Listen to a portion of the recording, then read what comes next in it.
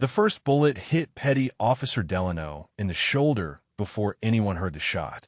By the time the second and third rounds snapped through the ferns, the entire SEAL team was face down in the mud, and Lieutenant Commander Ketterick was screaming orders that no one could follow. 30 meters behind them, pressed flat against a rotting cedar log, the woman they had spent 4 hours dismissing as deadweight was already counting muzzle flashes. 14 shooters, elevated positions, coordinated fire lanes. Corinne Ashworth had not held a rifle in 3 years. She was beginning to think that streak was about to end. 4 hours earlier, the helicopter had dropped them into a clearing still wet with morning fog. 8 SEALs, enough gear for a week, and 1 civilian consultant who Ketterick had made clear was not welcome. "You stay behind us," he had told her on the bird, not even looking in her direction. "You do not talk unless spoken to. You do not touch anything.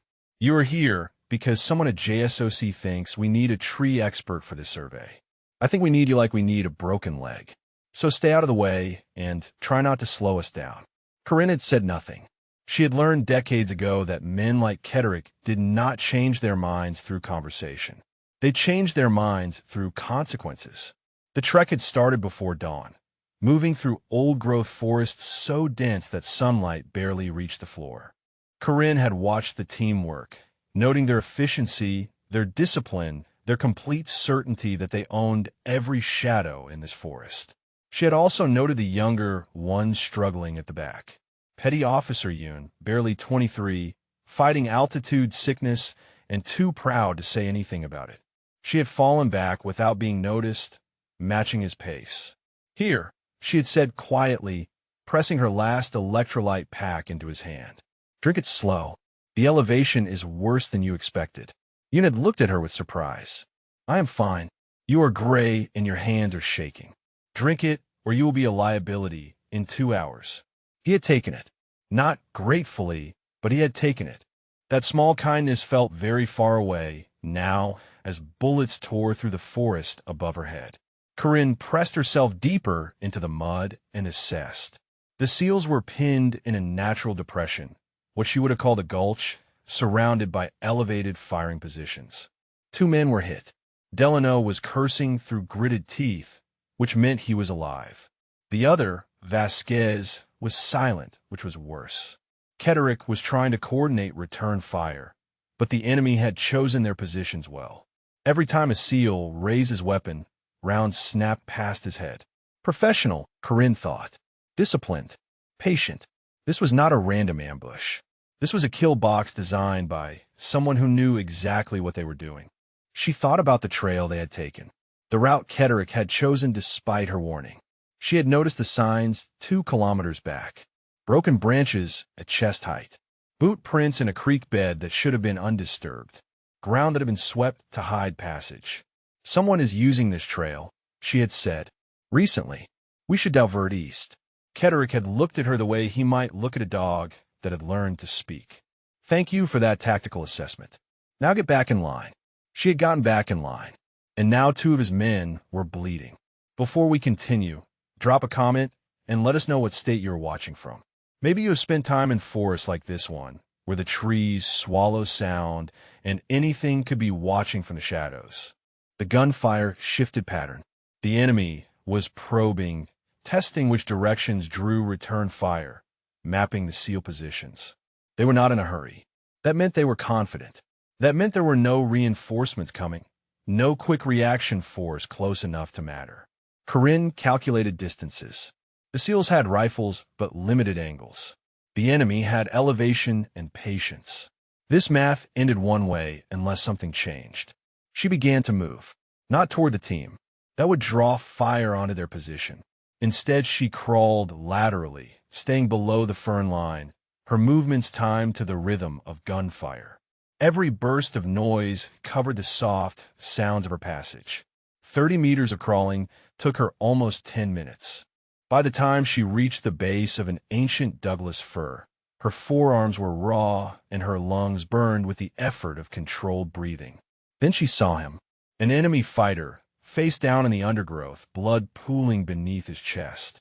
One of the SEALs must have gotten a lucky shot in the opening chaos. The man was young, wearing civilian clothes and a tactical vest, his eyes open and empty. But it was not his face that held her attention. It was the rifle still strapped to his back. A suppressed 417 Hong Kong dollars with a magnified optic. A precision weapon. A sniper rifle. Corinne stared at it for a long moment. Her hands remembered the weight of such things, even as her mind recoiled from the memory. 3 years since she had pulled a trigger. 3 years since she had watched crosshairs settle on a human target. 3 years since Marcus had died in her arms in a jungle very much like this one. Another burst of gunfire. Somewhere behind her, Yoon was shouting for a medic. Corinne looked at the rifle. Looked at the dead man who no longer needed it. Looked at the direction where her reluctant team was running out of time. She began to crawl again. The dead man smelled like cigarettes and copper.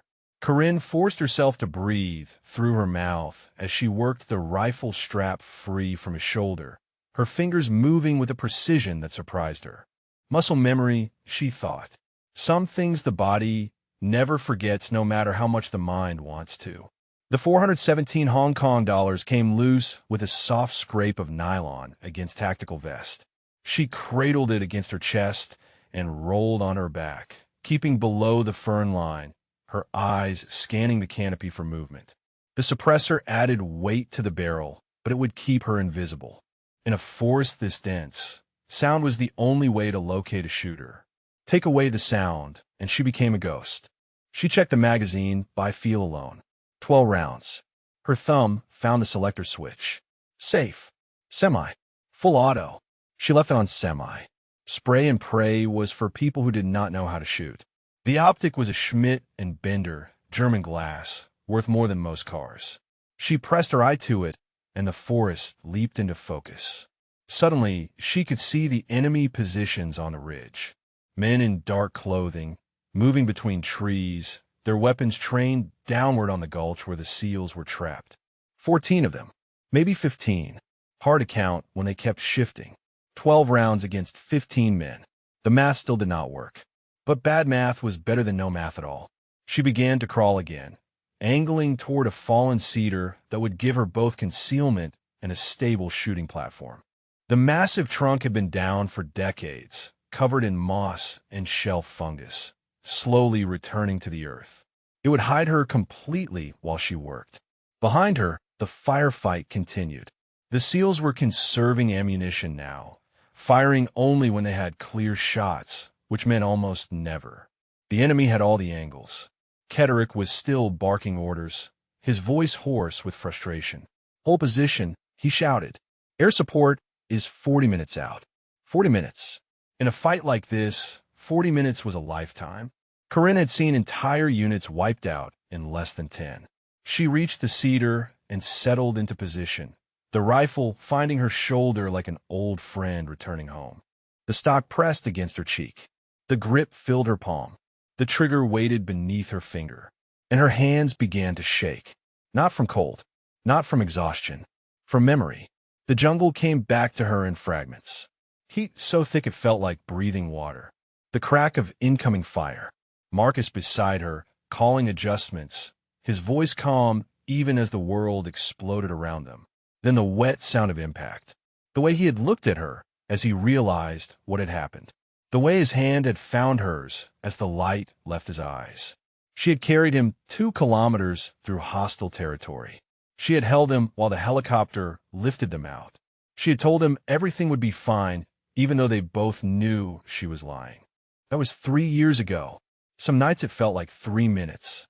Corinne closed her eyes and forced herself to breathe. In for 4 counts.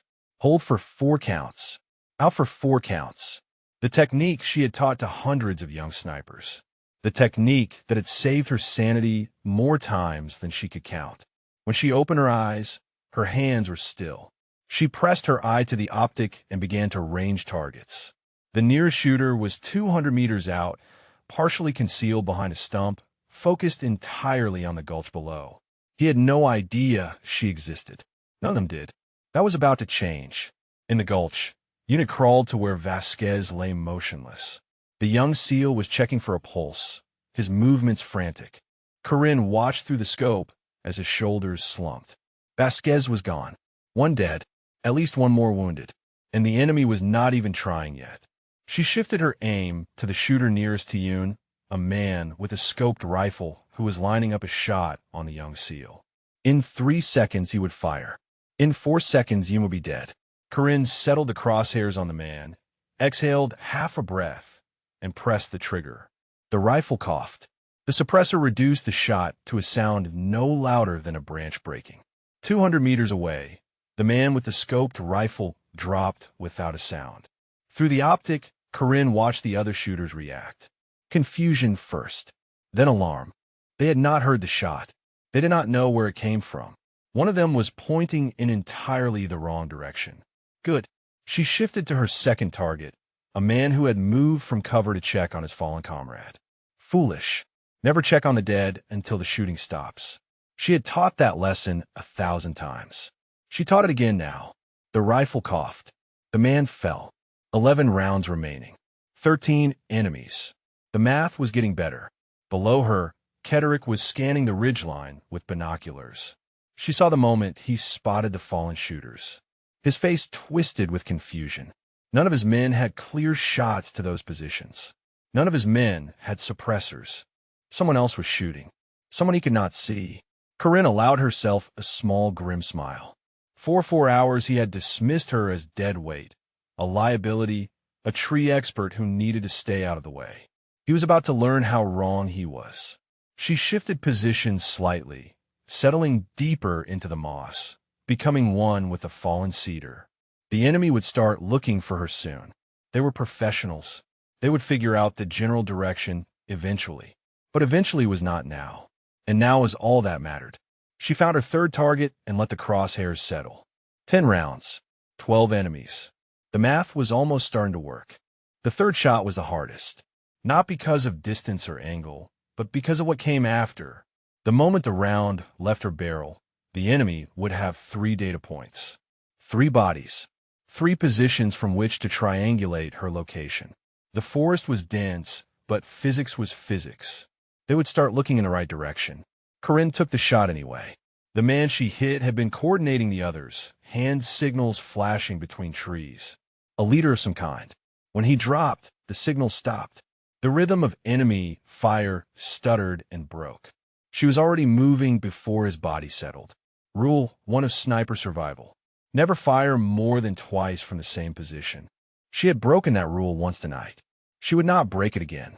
The forest floor fought her every inch. Roots grabbed at her boots. Ferns slapped her face.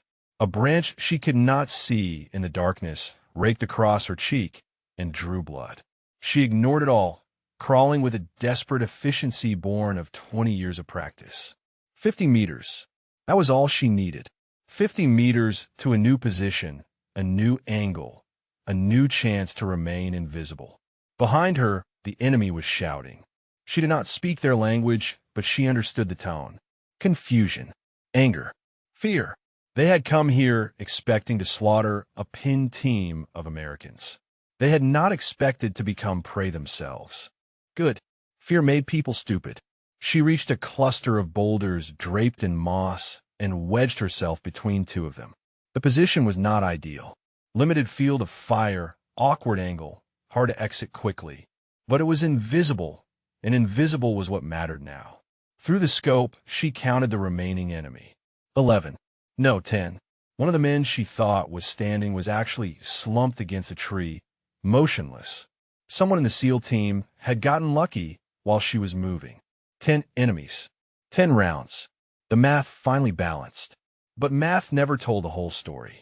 These men were spreading out now, moving between cover, making themselves harder to hit. They were looking for her. Not in the right place yet, but they were looking. In the gulch, Ketterick had noticed the shift. She watched him through the scope as he processed the situation. The enemy was no longer focused entirely on his team. Something was pulling their attention away.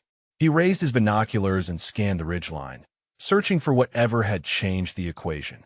She saw the moment he spotted her muzzle flash from the previous position. His head snapped toward the fallen cedar where she had been lying 30 seconds ago. His lips moved, forming words she could not hear. Then he did something that nearly got another man killed. "Flannery," he shouted. Put fire on that cedar at 2 o'clock. Someone is up there. Corinne watched in disbelief as one of the SEALs raised his rifle and began firing at her old position. The shots did nothing except announce to the enemy exactly where Ketterick thought the mystery shooter was hiding. Within seconds, 6 enemy rifles had turned toward the fallen cedar. They found nothing because she was no longer there. But now they knew where to look. Now they were searching that sector of forest with renewed intensity. Ketterick had just painted a target on the general area where she was operating. She wanted to scream at him, wanted to break radio silence and explain that he was helping the enemy find her. But she had no radio, and screaming would get her killed. Instead, she did what she had always done. She adapted. The enemy was focused on her old position. That meant their backs were turned to other angles. She shifted her aim and found a target who was completely exposed, so confident that the threat was in front of him that he had forgotten to watch his flanks. The rifle coughed. The man dropped. 9 rounds. 9 enemies. She relocated immediately, sliding out of the boulder cluster and angling north. The enemy would triangulate again. They would realize the shot came from a different position. They would expand their search pattern. But every second they spent searching for her was a second they were not killing SEALs. The next position was a shallow depression beneath an uprooted tree. The root ball rose above her like a wall, blocking sight lines from the ridge.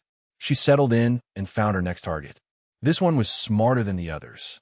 He was moving between cover, never stopping, never presenting a clean shot. She tracked him through the scope for almost 30 seconds before she saw her window. A half-second gap between 2 trees. A moment when his chest would be exposed. She timed her breathing, felt her heartbeat slow, watched the crosshairs drift with each pulse, and learned the rhythm. The man stepped into the gap. She fired. 8 rounds. 8 enemies. The forest had become a different kind of battlefield now. Not a kill box with trapped prey, but a hunting ground where predator and prey kept changing places. The enemy knew she was out here. They did not know where. They did not know who. All they knew was that someone was killing them one by one, silent as a shadow, patient as death itself. She allowed herself to remember what this felt like. The cold focus, the absolute clarity, the way the world narrowed to nothing but the crosshairs and the target and the space between heartbeats. She had told herself she would never feel this again. She had promised Marcus as he died that she was done with killing. But some promises could not be kept. Not when good men were bleeding in a gulch below her. Not when the alternative was watching them die. She found her next target and let the crosshairs settle. 7 rounds. 7 enemies. The math was finally on her side. The enemy leader was not a fool. Corinne realized this when she saw the hand signals resume, different now, more urgent. A new commander had taken control. Someone with enough experience to recognize that his force was being systematically dismantled by a shooter they could not find. She watched through the scope as he reorganized his men. The scattered positions tightened into pairs, overlapping fields of fire. Mutual protection. No more isolated targets presenting themselves like gifts. Worse, he was sending them forward. Not toward her, toward the gulch. They were done hunting for the ghost in the forest. They had decided to finish the original mission instead. Kill the SEALs, deal with the sniper later. It was the smart play, the cold play, the kind of decision she would have made herself.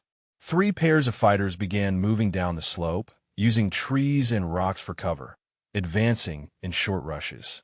Professional movement, trained movement. These were not weekend militiamen playing soldier. These were operators. In the gulch, Ketterick saw them coming. She heard him shouting for his men to prepare for contact. But prepare how? They were pinned. They had wounded. They had limited ammunition and no room to maneuver. Corinne had perhaps 30 seconds before the advancing enemy reached effective range. 30 seconds to make a decision that would determine whether any of those SEALs survive the next 5 minutes. She could stay hidden, let the enemy advance, take shots when opportunities presented themselves. It was the safe play, the textbook play, the choice that maximized her own survival. Or she could break cover and engage aggressively, draw their attention back to her, give the SEALs a chance to reposition. It was not really a choice at all. She rose to one knee, exposing herself above the root ball, and put her crosshairs on the lead advancing fighter. He was 40 meters ahead of the others, eager, careless. She fired, and he dropped mid-stride. The forest exploded with response fire. Rounds snapped past her head, close enough that she felt the pressure waves against her skin. She dropped flat as bark erupted from trees around her. They had her position now. Not precisely, but close enough. 6 rounds. 6 enemies. She crawled backward, fast, abandoning any pretense of stealth. Speed mattered more than silence now. A bullet kicked dirt inches from her face. Another tugged at the fabric of her jacket. They were bracketing her, walking their fire closer with each burst. She rolled into a depression and kept moving, angling hard to the east, putting trees between herself and the shooters. Her lungs burned. Her arms screamed, but she did not stop. Behind her, she heard the firing shift. The enemy was engaging the SEALs again, but differently now. Divided attention. Half watching the gulch, half watching for her. She had bought the team time. Not much, but maybe enough. She found cover behind a granite outcropping and forced herself to breathe. Her hands were steady. Her mind was clear. But her body was reminding her that she was 44 years old and had spent 3 years hiking trails instead of running combat drills. Through a gap in the rocks, she could see one of the advancing pairs. They had gone to ground when she opened fire, but now they were moving again. More cautious this time. Proper buddy movement, one covering while the other advanced. She waited until the moving man was in the open, then fired. 5 rounds. 5 enemies. His partner immediately returned fire, rounds sparking off the granite inches from her face. She ducked back, ears ringing, and heard something that made her blood freeze. He was calling out to the others. Not in panic, in coordination. He was directing them toward her position, using her muzzle flash as a beacon. She had maybe 20 seconds before they converged. Corinne moved again, but this time she angled toward the gulch instead of away from it. Counterintuitive. Dangerous. Exactly what they would not expect. The new enemy leader saw her. She caught a glimpse of him through the trees, a tall man with a gray beard and cold eyes. He was pointing at her, shouting orders, his face twisted with recognition. Not recognition of her specifically, recognition of what she was. He knew a trained sniper when he saw one. He knew that everything had changed. She fired at him without stopping to aim properly. The shot went wide, barking splinters from a tree beside his head. He dropped behind cover, and she lost sight of him. 4 rounds. 4 enemies. And the math had just gotten complicated again. In the gulch, Ketterick had finally figured out what was happening. She saw him staring in her direction, binoculars pressed to his eyes, his expression cycling through confusion and disbelief and something that might have been the beginning of respect. He had seen her now. He knew the tree lady was the one killing his enemies. She did not have time to enjoy his revelation. The graybeard leader was shouting again, and this time she understood enough to know what he was saying. Flank her. Both sides. Drive her toward the gulch. They were trying to trap her between their positions and the SEALs. Squeeze her into a kill zone with no escape. She dropped behind a fallen log and assessed her options. 4 rounds. 4 enemies, including one who clearly knew what he was doing. She was wounded, she realized suddenly.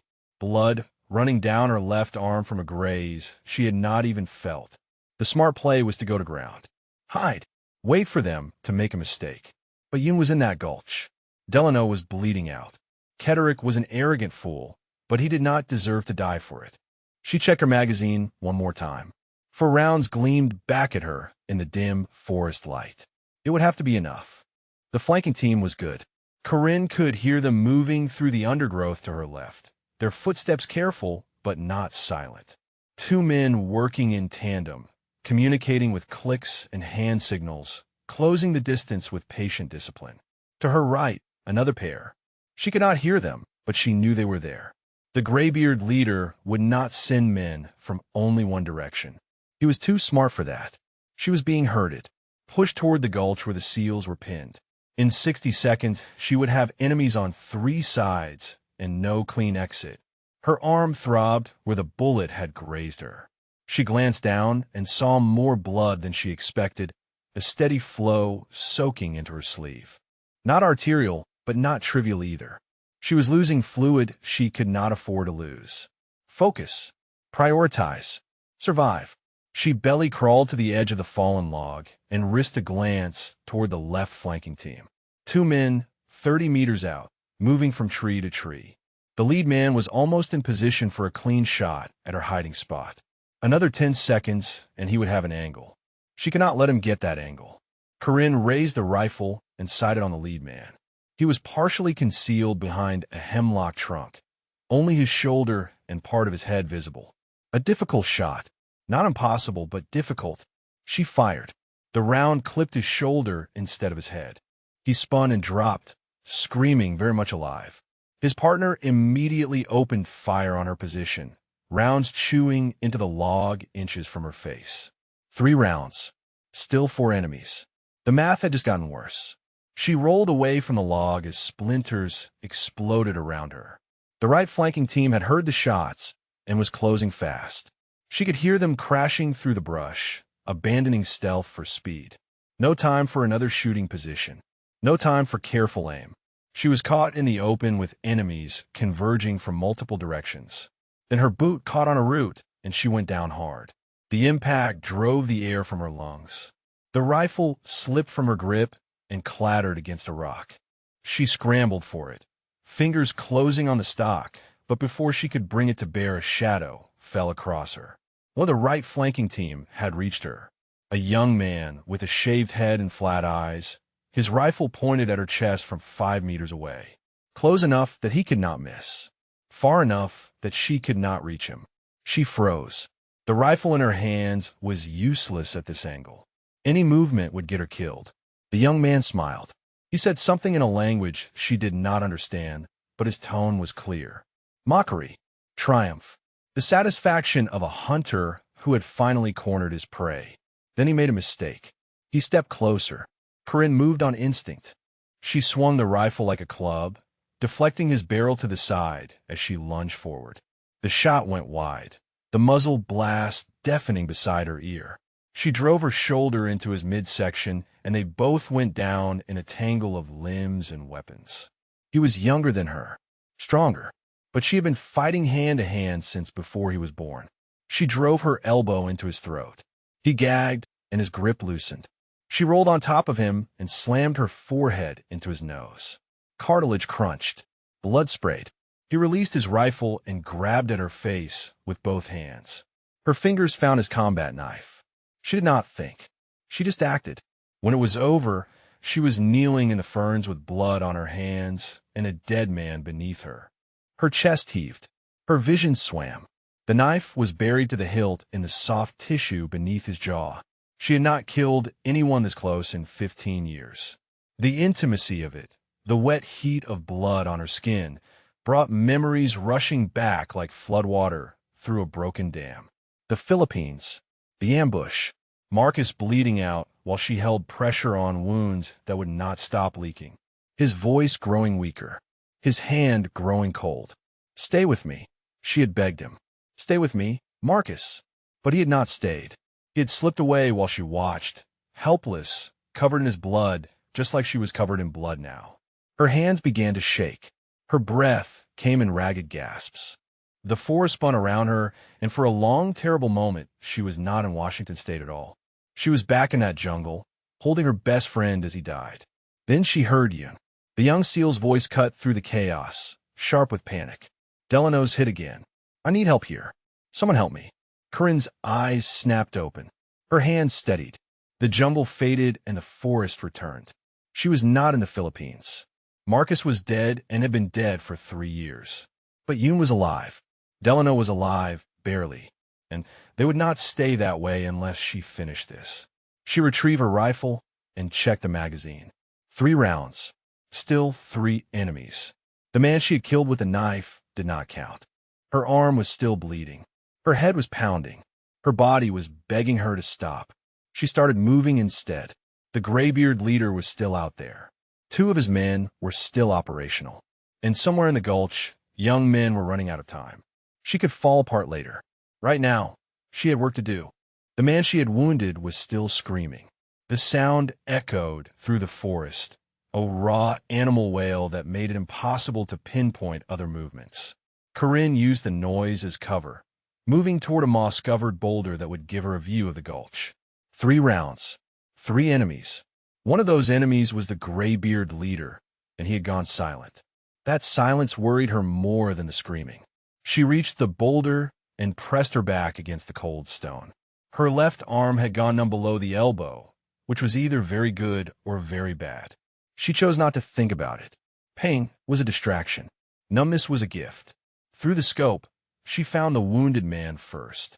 He was propped against a tree, clutching his shoulder, his rifle abandoned in the dirt beside him. Out of the fight, 1 down without using a bullet. 2 rounds. 2 enemies. The second man was harder to find. She scanned the tree-line methodically, looking for shapes that did not belong, shadows that moved wrong. Nothing. He had gone aground, probably waiting for her to expose herself. Smart, patient, dangerous. She shifted her attention to the gulch. The SEALs had consolidated into a tighter perimeter. Ketterick was directing traffic, positioning his able-bodied men to cover the most likely approaches. He was still working on Delano, his hands red to the wrists. They were holding, barely. Then she saw Ketterick do something unexpected. He raised his hand in a series of gestures. Not commands to his men. Something else. Something directed outward, toward the forest. Toward her. She recognized the signals. Standard military hand code. Thank you. Where are you? How can we help? He was trying to communicate with her. Trying to coordinate.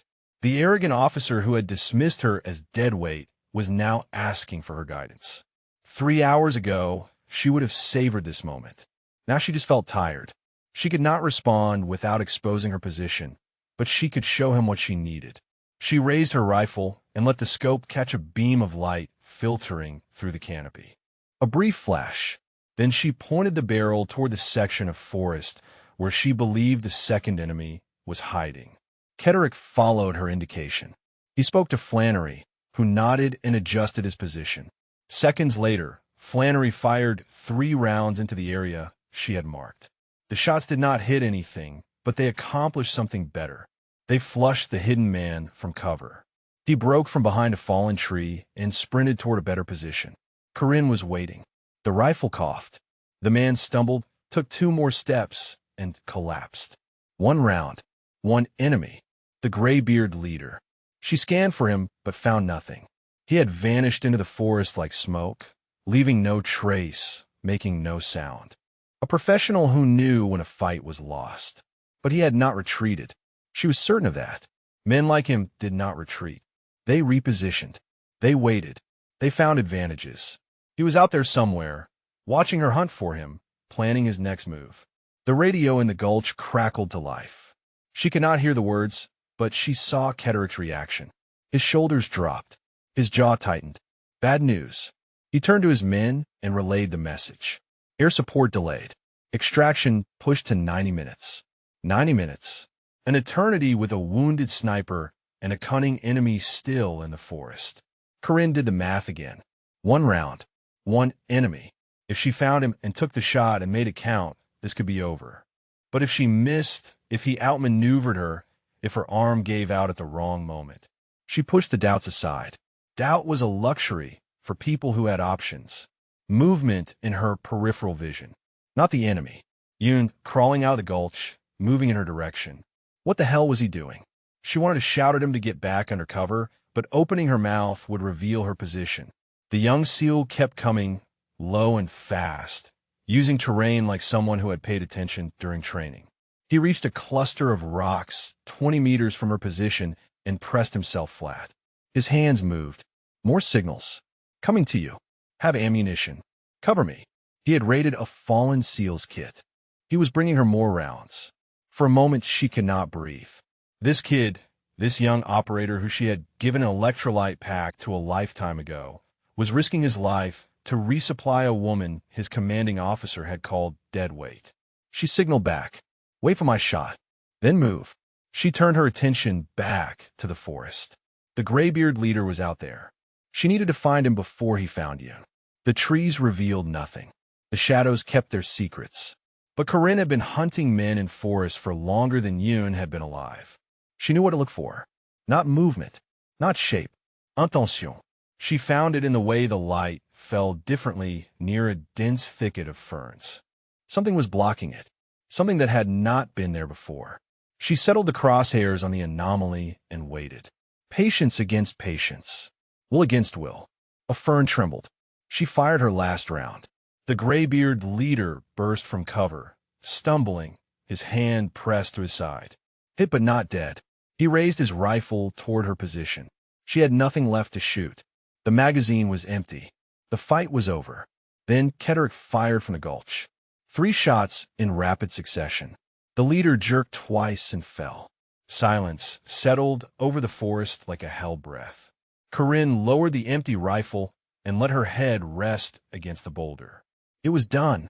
14 men who had come to kill a SEAL team were dead or dying. The math had finally zeroed out. She was shaking again. This time, she let it happen. Yoon reached her position 60 seconds after the last shot. He slid behind the boulder with a grace that reminded her of the young Marines she used to train, all efficiency and adrenaline, not yet old enough to know fear properly. He looked at her arm first. The blood-soaked sleeve, the pallor of her skin. His expression shifted from relief to concern in a heartbeat. "You're hit," he said. It was not a question. Corinne glanced down at her arm as if noticing it for the first time. "I have had worse." She had. That did not make this pleasant. Yoon was already pulling a field dressing from his kit. "Hold still."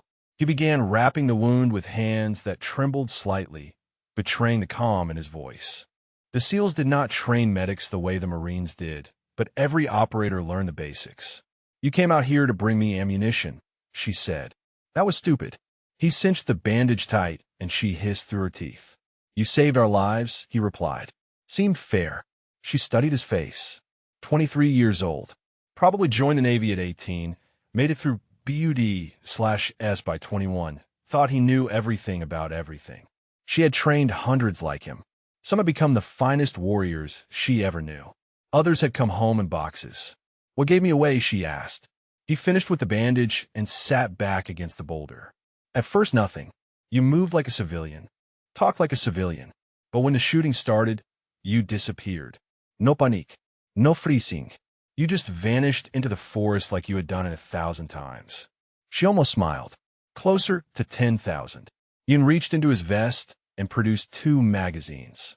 Standard 7.62 NATO. They would fit the 417 Hong Kong dollars she had taken from the dead man. He held them out like an offering.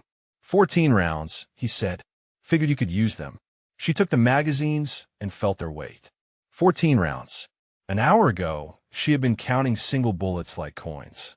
Now she had wealth beyond measure. "Who are you?" Yoon asked. The question carried more than curiosity. It carried something like awe. Corinne slotted one of the magazines into the rifle and chamber round. The action was smooth, familiar, like shaking hands with an old friend. "My name is Corinne Ashworth. I spent 22 years in the Marine Corps. Most of that time, I was a scout sniper instructor." Yoon stared at her. His mouth opened and closed. Finally, he managed a single word. "What?" She checked the optic, verified the 0 had not shifted during the fighting. "I retired 3 years ago. Took a job as a forestry consultant because I was tired of killing people." She looked at him. "Today I got unretired." The young SEAL was processing, his mind visibly working through implications. Scout sniper instructor. 22 years. The way she moved, the way she shot, the way she had taken apart 14 trained fighters with 12 rounds and a knife. "My drill instructor at Great Lakes," he said slowly. He used to tell stories about a Marine sniper called Ren. Said she could shoot circles around anyone on the range. Said she trained half the best shooters in the Corps. Corinne felt something twist in her chest. She had not heard that name in 3 years. Had not allowed herself to hear it.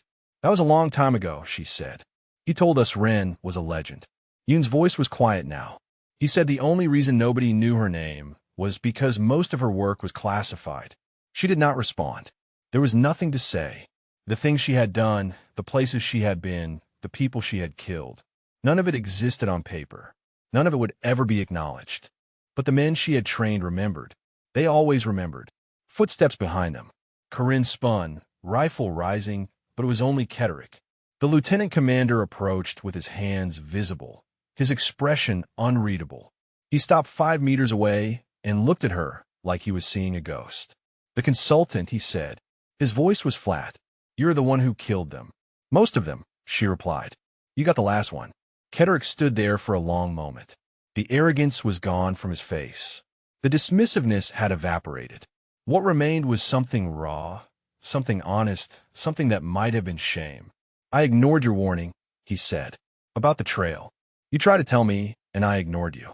She held his gaze. "Yes, you did." He looked away. "2 of my men are dead. Delano might not make it, and it is because I was too proud to listen to a civilian." Corinne could have agreed with him, could have twisted the knife, but she had seen enough leaders break under the weight of their mistakes. Destroying him now would serve nothing. "You made a bad call," she said. "You will make more. The question is whether you learn from them." Ketterick looked back at her. "Who are you? Not the consultant story. Who are you really?" She rose to her feet, testing her injured arm. It screamed in protest, but held. Someone who used to do this for a living. Someone who walked away. She looked at the bodies scattered through the forest, the proof of skill she had tried to bury. Someone who should have stayed gone. Yoon stood beside her. Ketterick watched them both. In the distance, she could hear the faint thrum of helicopter rotors. Extraction was coming. The nightmare was almost over. But something in her gut said it was not over yet. The helicopters were 20 minutes out when Corinne found the radio. She had been moving through the battlefield, checking bodies out of habit more than necessity, confirming kills, gathering intelligence, looking for anything that might explain why 14 well-trained fighters had been waiting in a remote corner of Olympic National Forest. The radio was clipped to the graybeard leader's vest. A compact tactical unit, high-end encryption, the kind of equipment that costs more than most cars. She pulled it free and examined the frequency display. Active channel. Someone was listening. She held the radio to her ear and heard breathing. Slow, controlled, patient. Someone on the other end was waiting for a report that would never come. Then a voice spoke. English, accented, cold as glacier melt. "Yusuf, report status." Corinne said nothing. The voice waited 10 seconds, then spoke again. "Yusuf, I'm seeing no movement at the primary site. Confirm elimination of federal assets." Federal assets. That was what they called the SEAL team. A target designation, nothing more. She felt anger kindle in her chest, but kept her breathing steady. The voice grew impatient. "If you cannot respond verbally, key twice for mission success." She keyed the radio 3 times. A deliberate error. A signal that something had gone wrong. Silence on the other end. Then the voice returned, harder now. "Who is this? Identify yourself." Corinne pressed the transmit button. "Your team is dead. All 14. If you want to know how, come see for yourself." She released the button and waited. The silence stretched for 5 seconds. 10. When the voice returned, all pretense of calm had evaporated. "You have made a very serious mistake. You have no idea what you have stumbled into. Walk away now, and we will not pursue. Stay, and you will die with the rest of them." She almost laughed. "I have heard that threat before, usually from men who ended up in the ground." The voice paused. Then it said something that froze her blood. "We know who you are, Ren." The name hit her like a physical blow. Nobody had called her that in 3 years. Nobody outside a very small circle even knew the name existed. "We have known since you were assigned to this survey," the voice continued. "Did you think it was coincidence that Yusuf's team was waiting on that specific trail? We needed the SEALs eliminated. We assumed you would die with them. A retired instructor playing consultant. No threat." The implications crashed through her mind. This was not a random ambush. This was planned, targeted. Someone had known she would be here. "Who are you?" she demanded. The voice ignored the question. "You have disrupted a very expensive operation. The mining rights alone are worth $3 billion. The rare earth deposits in that valley will fuel technology for the next 50 years. We have invested too much to let one woman destroy everything. Mining rights. rare earth deposits. Suddenly the pieces clicked together. The remote location, the professional soldiers, the willingness to murder federal personnel. This was not terrorism. This was corporate warfare at its most brutal. You killed 14 men to protect a mining operation, she said. We killed 14 men to protect an empire. The voice was matter-of-fact. And we will kill 14 more if necessary. The extraction helicopters your friends are expecting have been rerouted. Mechanical difficulties. They will not arrive for another 2 hours. But my secondary team will arrive in 15 minutes. Secondary team. The words drove ice into her spine. She scanned the forest, suddenly aware of how exposed they were. The SEALs were consolidated in the gulch, tending wounded, waiting for rescue that was not coming. They had no idea another force was approaching. 20 men this time, the voice said. Better equipped, better informed. They know exactly what you are capable of. They will not make Yusuf's mistakes. Curran's mind raced through options. 14 rounds in her rifle. 8 able-bodied SEALs. 2 seriously wounded. 20 fresh enemies inbound with full knowledge of their position. The math did not work. The math did not come close to working. Why tell me this? She asked. Why not just let your men finish the job? Because I want you to understand, the voice replied. I want you to know that you cannot win. I want you to spend your last 15 minutes on Earth knowing that everything you did today was pointless. The SEALs will die. You will die. And tomorrow the operation will continue as if none of this ever happened. The radio went silent. The voice was gone. Corinne stood alone in the forest with the weight of 14 rounds and impossible odds. She had 15 minutes to prepare a defense against a force twice the size of the one she had just defeated. 15 minutes to save men who did not know death was coming. She started running toward the gulch. Ketterick saw her coming and rose to meet her. His expression shifted from confusion to alarm as he read her face. What is wrong? He demanded. She thrust the radio into his hands. Another team, 20 men, 15 minutes out. Extraction has been delayed. His face went pale. That is not possible. She grabbed his vest and pulled him close. Listen to me. Whoever sent the first team, they knew we were coming. They knew I was here. This was a setup from the beginning, and now they are sending reinforcements to finish the job. Ketterick stared at her. The arrogance, the pride, all of it had been stripped away by the day's horrors. What remained was a leader facing an impossible situation. What do we do? He asked. Corinne released him and looked at the gulch. The wounded men, the exhausted operators, the finite ammunition. We make them pay for every inch, she said. And we pray that 15 minutes is not enough time to kill us all. 12 minutes. That was all the time they had to transform a defensive position into a killing ground. Corinne worked alongside the SEALs with an efficiency born of desperation. She directed them to drag fallen logs into overlapping barriers.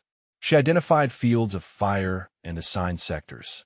She redistributed ammunition so that every man had at least 3 magazines. Ketterick watched her work and said nothing. He simply followed her instructions, translating them into orders when his men hesitated. The chain of command had shifted without words. Everyone understood who was running this fight. Yoon approached her as she finished positioning the last barrier. His face was pale, but his eyes were steady. 20 men, he said. We have 8 shooters. The math does not work. She checked her rifle for the 100th time. The math never works. That is why we cheat. How do we cheat against 20? Corinne pointed toward the tree line to the north. They will come from that direction. It is the only approach that offers enough cover for a full assault. That means they will be bunched together for the first 30 seconds.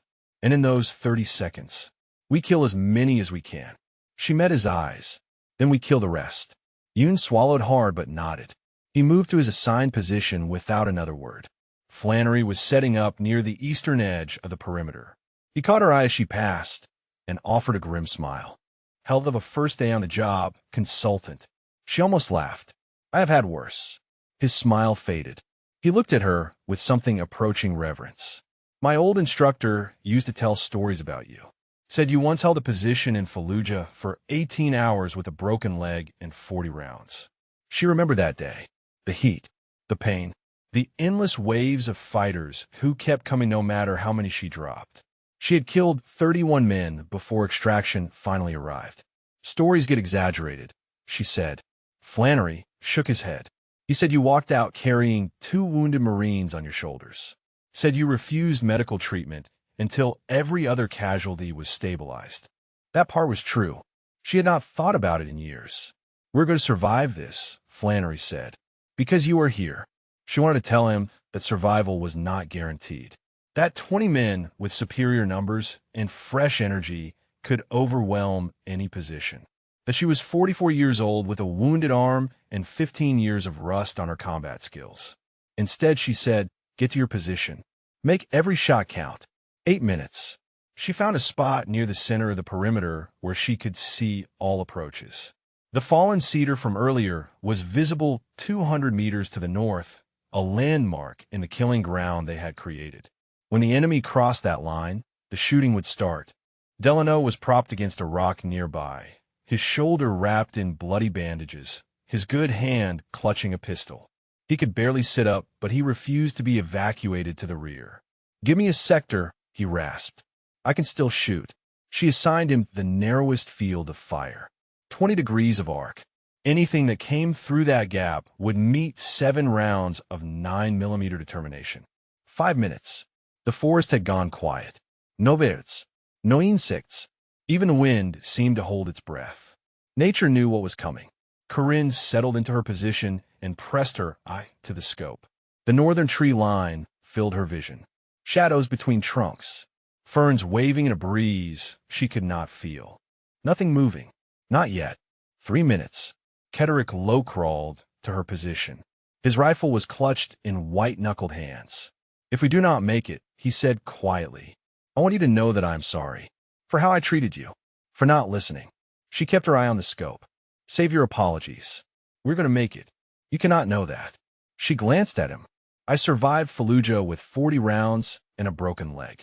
I survived the Philippines when my spotter died in my arms.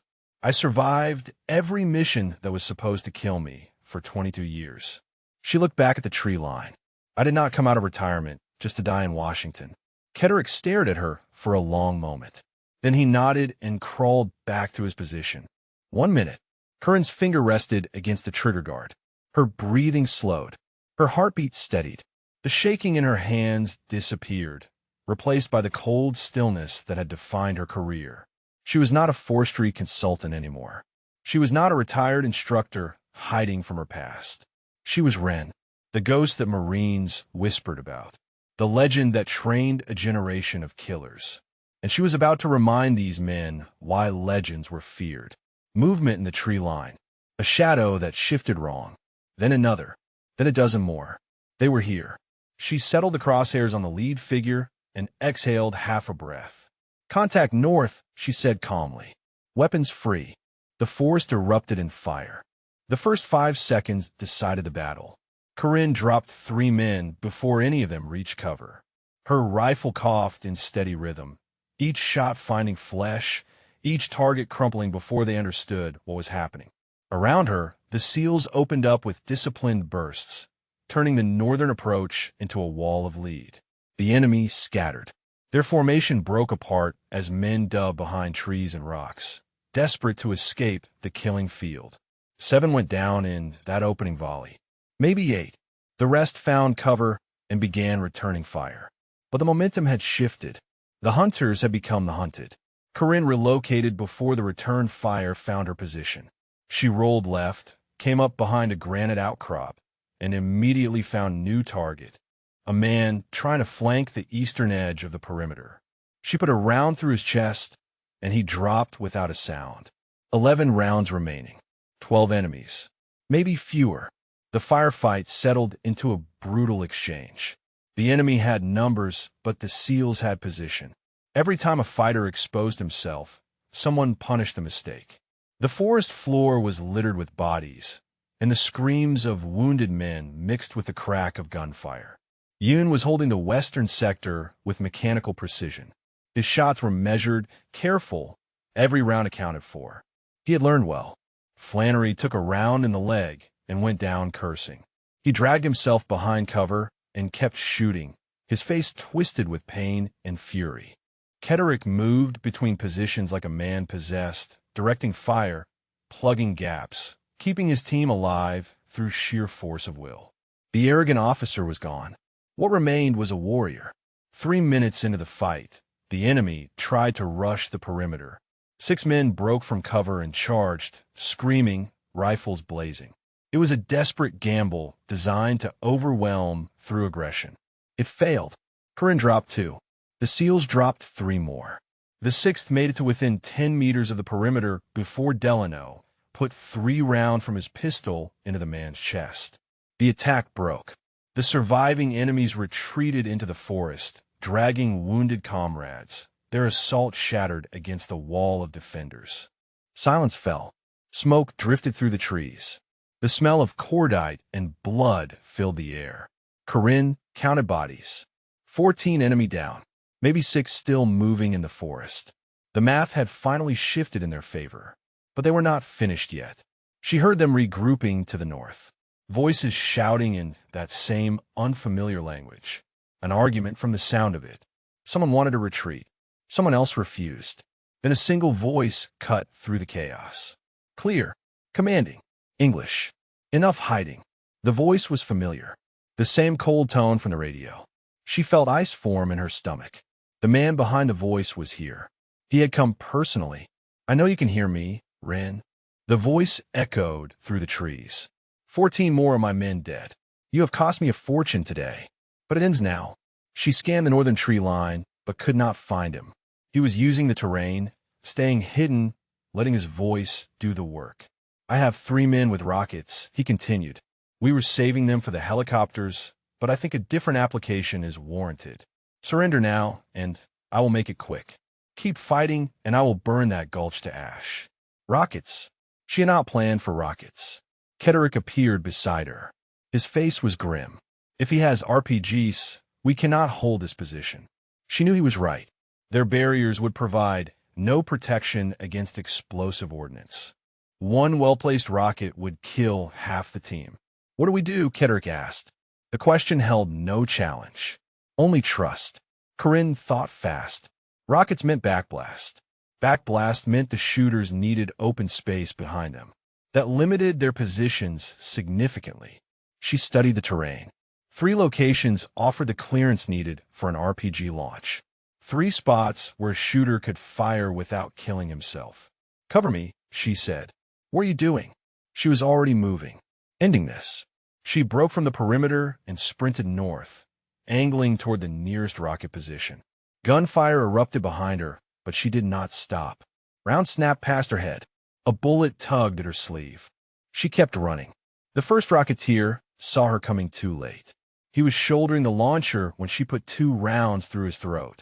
The RPG clattered to the ground, unfired. 9 rounds. She pivoted and ran toward the second position. The man there had already fired. The rocket streaked toward the gulch and detonated against a tree 20 meters short of the perimeter. Close enough to shower the SEALs with splinters. Not close enough to kill. She dropped it before he could reload. 8 rounds. The third Rocketeer was ready for her. He swung the launcher in her direction, finger on the trigger. At this range, the blast would kill them both. She fired anyway. The round took him in the shoulder. The launcher jerked upward as he fell. The rocket screamed into the canopy and exploded somewhere far above, raining fire and debris. 7 rounds. 0 rockets. She stood in the smoking forest, chest heaving, arms screaming with pain. The voice from the radio was silent. Then she heard clapping. Slow. Mocking. The man emerged from behind a massive fir tree. Tall. Silver-haired. Expensive tactical gear. He held no weapon. Just applauded with a smile that did not reach his eyes. Remarkable, he said. Truly remarkable. 23 of my men, and you killed most of them yourself. She raised her rifle. He did not flinch. Go ahead, he said. Kill me. It will not matter. I am just a contractor. There are others. The operation will continue. She kept the crosshairs on his chest. Who sent you? He laughed. You will never know. That is the beauty of it. You won the battle today, Ren, but you have no idea how badly you have lost the war. She pulled the trigger. He fell without another word. The silence after the last gunshot was the loudest thing Corinne had ever heard. She stood over the silver-haired man's body and felt nothing. No satisfaction, no relief, just the hollow emptiness that always followed killing. She had hoped 3 years away from this life would have changed that. It had not. Her legs gave out without warning. She dropped to her knees in the moss, the rifle falling from fingers that had forgotten how to grip. The adrenaline that had sustained her for hours was draining away, leaving behind exhaustion so profound it felt like dying. Footsteps approached. She did not have the strength to raise her weapon. If more enemies remained, they would have to kill her where she knelt. But it was Ketterick who emerged from the tree line. He stopped 5 meters away, staring at the bodies scattered around her. 3 Rocketeers. The silver-haired commander, all dead by her hand. Jesus Christ, he whispered. She tried to stand and failed. Her wounded arm buckled. The bandage Yoon had applied was soaked through, blood dripping steadily onto the forest floor. Ketterick closed the distance in 3 strides. He caught her before she collapsed completely, his arm wrapping around her shoulders, taking her weight. "I have you," he said. "Easy. I have you." The perimeter, she managed. Secure. Secured. His voice was rough. 6 enemy survivors fled north. They will not be back. It is over. Over. The word felt foreign. She had been fighting for so long that peace seemed impossible. Ketterick half carried her back toward the gulch. She tried to walk on her own, but her body had stopped taking orders. Every step sent lightning through her arm and darkness creeping at the edges of her vision. The SEALs were waiting at the perimeter. Flannery was propped against a log, his leg wrapped in bloody bandages, a cigarette dangling from his lips. Yoon stood beside Delano, both of them watching her approach with expressions she could not read. She expected silence, distance, the wariness that operators always showed toward outsiders. Instead, Flannery started clapping. 1 pair of hands became 2, then 3. Then every able-bodied man in the gulch was applauding, the sound echoing through the devastated forest like thunder. Corinne stared at them. She did not understand. She had just killed more than 20 men. She was covered in blood, most of it not her own. She looked like a monster. But they were not looking at her like a monster. They were looking at her like a savior. Yoon stepped forward and took her other arm, helping Ketterick ease her down onto a fallen log. His young face was streaked with dirt and gun smoke, but his eyes were bright. 34 confirmed kills, he said quietly. "I counted. 34 men, and you did not miss a single shot that mattered." She shook her head. "Your team did the work. I just helped." Flannery laughed, a harsh bark that dissolved into coughing. "Lady, I have been in combat for 9 years. I have never seen anything like what you did today." He took a long drag from his cigarette. "When we get back, I'm telling everyone. The legend is real." "No." The word came out sharper than she intended. "No stories. No legends. This stays classified." Ketterick crouched beside her. "Why? You saved 8 lives today. Probably more, if you count what would have happened if that mining operation stayed secret. You deserve recognition." She met his eyes. "I do not want recognition. I want to go home. I want to see my dogs and sleep in my own bed and forget that today happened." The lieutenant commander studied her for a long moment. Then he nodded slowly. "Okay," he said. "Classified is. But my report will reflect that a civilian consultant performed extraordinary acts under fire." He paused. "They will probably want to give you a medal." She almost laughed. "I have enough medals. They do not help me sleep at night." The sound of helicopters reached them before anyone could respond. Distant at first, then growing louder. Real extraction this time, not the delayed phantom they had been promised. Yoon helped her to her feet as the first Black Hawk appeared over the tree line. The downdraft whipped through the gulch, scattering debris, forcing everyone to shield their eyes. Medical teams poured out before the skids touched ground. They swarmed toward the wounded, professional and efficient, asking questions that Corinne could not hear over the rotor wash. Someone tried to guide her toward a stretcher. She pushed him away. "The wounded first," she said. "I can wait." "Ma'am, your arm." The medic was young, barely older than Yoon. "You have lost significant blood." You need immediate attention. She looked at Delano being loaded onto a stretcher. At Flannery arguing with a medic about whether he could walk. At the 2 body bags being prepared for the men who had not survived. She had failed to save everyone. The knowledge sat in her chest like a stone. Kederick appeared at her side. He took her good arm and guided her firmly toward the helicopter. You have given enough orders for one day, he said. Now you follow mine.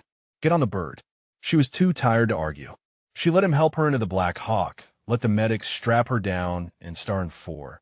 Let the exhaustion finally claim her. As the helicopter lifted off, she looked down at the forest one last time. The gulch where they had nearly died. The bodies scattered among the trees. The place where she had become Wren again, whether she wanted to or not. Then she closed her eyes and let the darkness take her. 3 weeks later, Corinne stood on the porch of her cabin and watched the sun set over the Cascade Mountains. Her arm was healing. The doctors had said she was lucky. Another inch to the left, and she would have lost the use of her hand. She had nodded and said nothing. Luck had very little to do with anything that happened in that forest.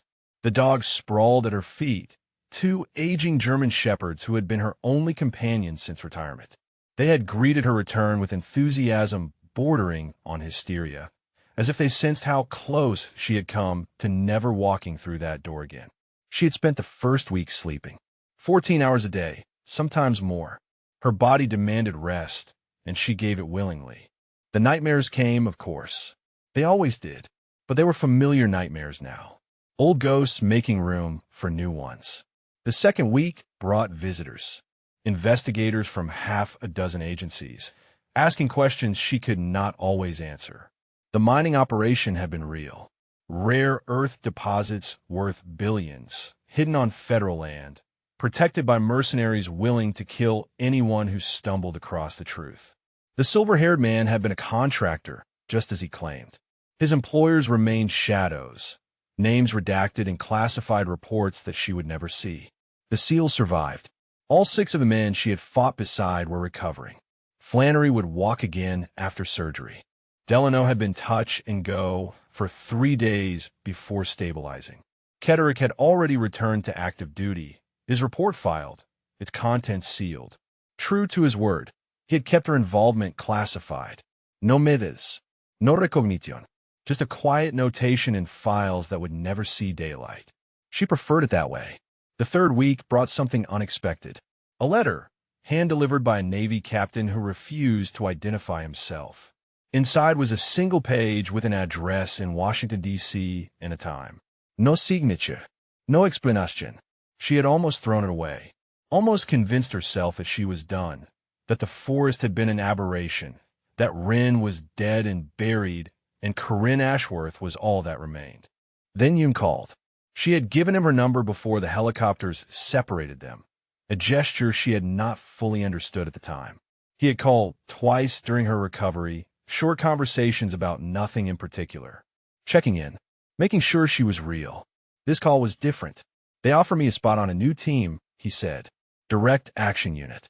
High-speed stuff. The kind of missions that do not officially exist. Congratulations, she replied. You earned it. He was quiet for a moment. They asked who I wanted as my instructor for the advanced sniper course. I gave them your name. She closed her eyes. Yoon, I know you want to be done.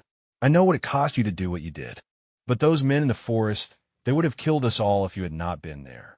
His voice was steady, but she could hear the emotion beneath it. There are more men like me out there. Men who need to learn what you know. Men who will die if nobody teaches them. She did not answer. Could not answer. Just think about it, he said. Please. The line went dead. She had been thinking about it ever since. Now she stood on her porch with the letter in her hand and a choice in front of her. The cabin was peaceful. The dogs were content. She could live out her days here, watching sunsets, pretending the world did not need people like her. Or she could go back, not to the killing. She was done with that, truly done. But teaching was different, shaping the next generation, giving them the skills to survive what she had survived. That was something she could do, something that might matter. She thought about Marcus, about the promise she had made as he died. She had sworn she was done with this life, sworn she would never pick up a rifle again. But Marcus had been a teacher too. he would have understood. The sun dipped below the mountains, painting the sky in shades of orange and gold. The dogs lifted their heads, sensing her shift in mood. She looked at the letter one more time. The address. The time. A meeting with people who wanted to discuss her future. Corinne pulled out her phone and dialed the number at the bottom of the page. It rang twice before a woman answered. "This is Ashworth," she said. "Tell the Admiral I will take the meeting." She hung up before the woman could respond. The dogs followed her inside as darkness settled over the mountains. She moved through the cabin with purpose now, pulling out a bag she had not touched in 3 years, checking gear she had told herself she would never need again. 6 months, she said to the empty room. Advisory only, and I'm bringing my own spotter. She did not know yet who that spotter would be, but she had a feeling Yoon would volunteer. The cabin grew quiet around her. Outside, stars emerged one by one, ancient light reaching across impossible distances. She stood at the window and watched them appear, each one a small point of hope in the darkness. She was not going back to war. Those days were behind her, but she was not disappearing either. She was choosing to matter again in a different way for different reasons. Ren was not dead. She had just been sleeping, and now she was awake. If this story moved you, drop a comment about your favorite moment or character. Or tell us if you know someone whose true abilities were hidden beneath what others expected. Sometimes the most dangerous person in the room is the one everyone underestimated.